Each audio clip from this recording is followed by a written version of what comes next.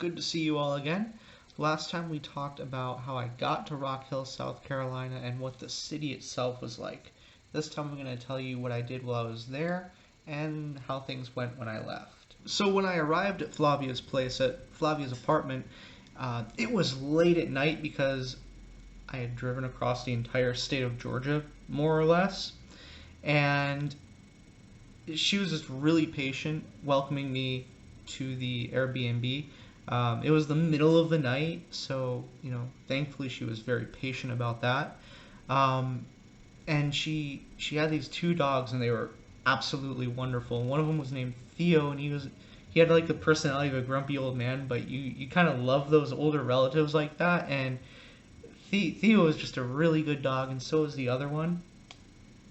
He had this sort of attitude like, "Who's at my house?"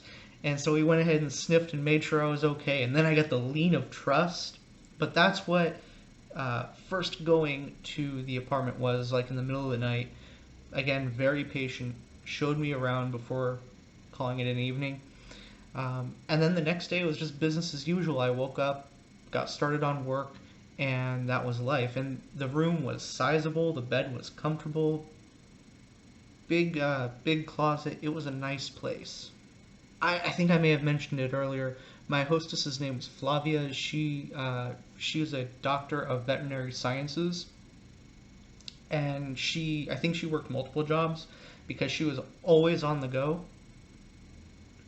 But very hardworking, very nice person. But I think that's the Carolinas in general. They're nice like the Georgians, but it's a little bit different. You have to go there to see what the difference is. Generally speaking, Georgians and Carolinians are really nice people. As I mentioned in my last video, I'd gotten a promotion before going to South Carolina, and I was just working constantly trying to do scheduling and doing my classes and making plans for those classes. It was a lot of stuff, and I was kind of burnt out and getting a little bit antsy. So some of Flavia's friends had come by to see Flavia, and they treated me like a friend also. So it was like I had come to this place and I already had a prearranged group of friends, and they were also really nice people because, Carolinas. But we joked around, lots of joking, lots of memes. It was a lot of fun. And, Flavia, if you and your friends are watching this, I really appreciate you guys. You are awesome.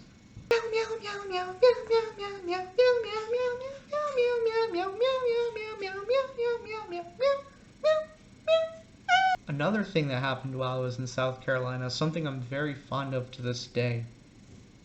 There was this baby kitten that Flavia had brought back. This little infantile kitten, it was about this big. It was still in its blob state, and it was just so cute. And Flavia was fostering it until she could find a better place. And I got to take care of it.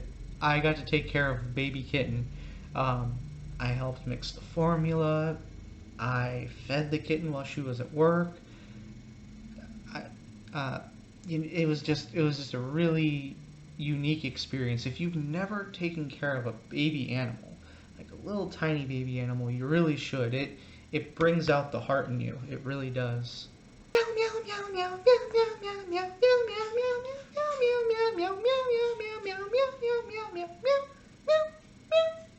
One time while I was teaching a class with this baby kitten sleeping in the cage behind me, it woke up and it wanted food, and it just started crying like a baby does, and my students could hear it, and I was like, oh no. So I took the baby out of the cage. Any other context, that would sound really bad. I took the baby out of the cage and I started petting and taking care of it until the end of class, and the chat lit up. They were like, oh, it's so cute. And they were right. This was an adorable kitten. It's still my wallpaper today on my phone. It's time for snacking when you're turning 30. This is a matter of donuts.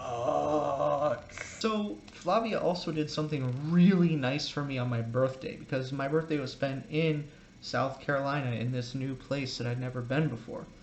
And it was my birthday, and I was taking care of the baby kitten that day and working. She brought back donuts for me. She went out and got donuts and brought me donuts on my birthday.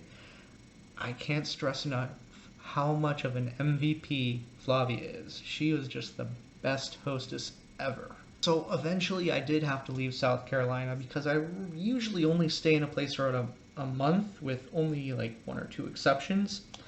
And that's going to change when I get to Monterey, I think. But I stayed in South Carolina only for a month, and unfortunately I did have to go. But when I went through the Appalachians this time, I wasn't just going to Asheville. I was going from South Carolina all the way to Indiana. And then from Indiana, I was going to go to Illinois. So I went through like 2 or 3 states, and it was a really long drive through the mountains, but it was so beautiful.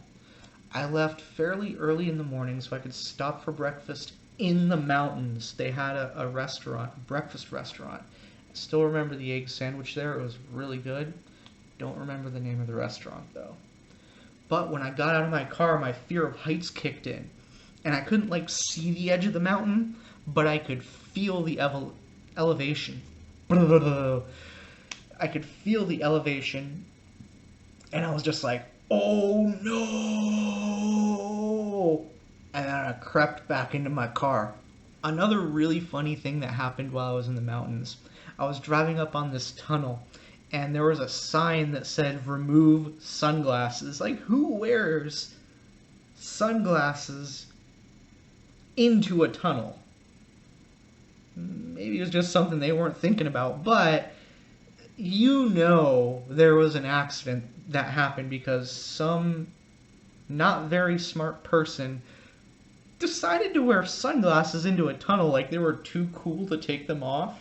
So eventually I rolled up on Jeffersonville, Indiana, and it was this really nice 2-story house run by a young lady named Tamiria.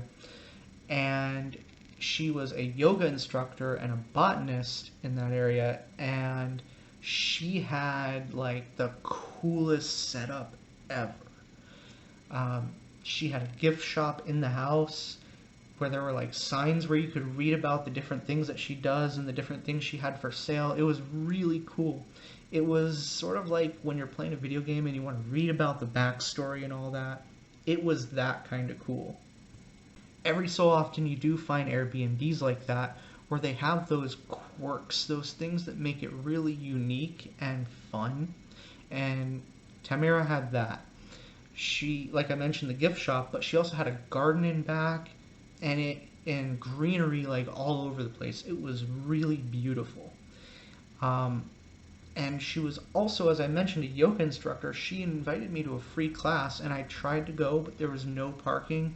And Louisville, where the class was taking place, had me a little nervous because of all the political signs and political graffiti and like politics all over the place, and I felt kind of unsafe in Louisville.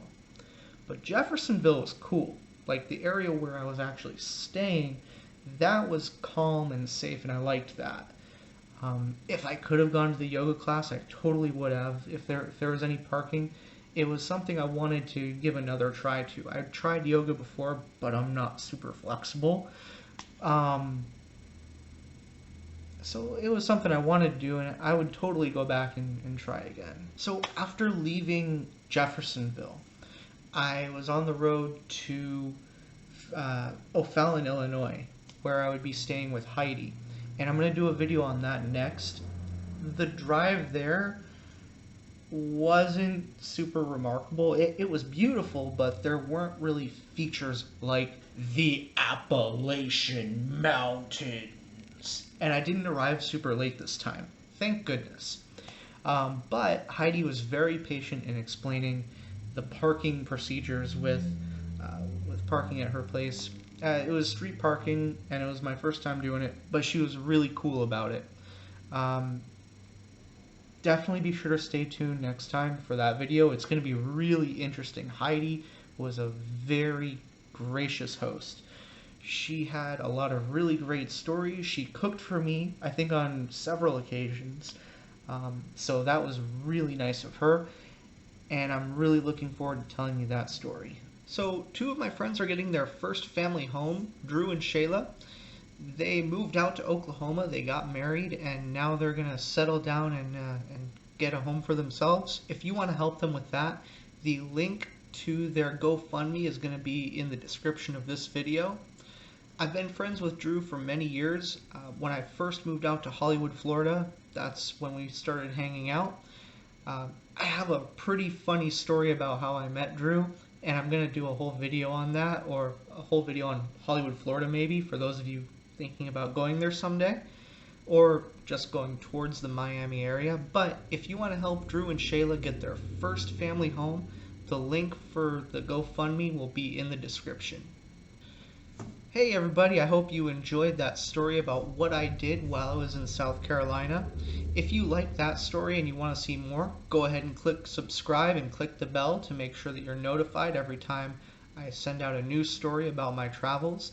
And if you'd like to improve your English, or if you're learning English for the first time, you can join me at www.we-speak-english.com. That'll be in the description as well. Thanks for coming by.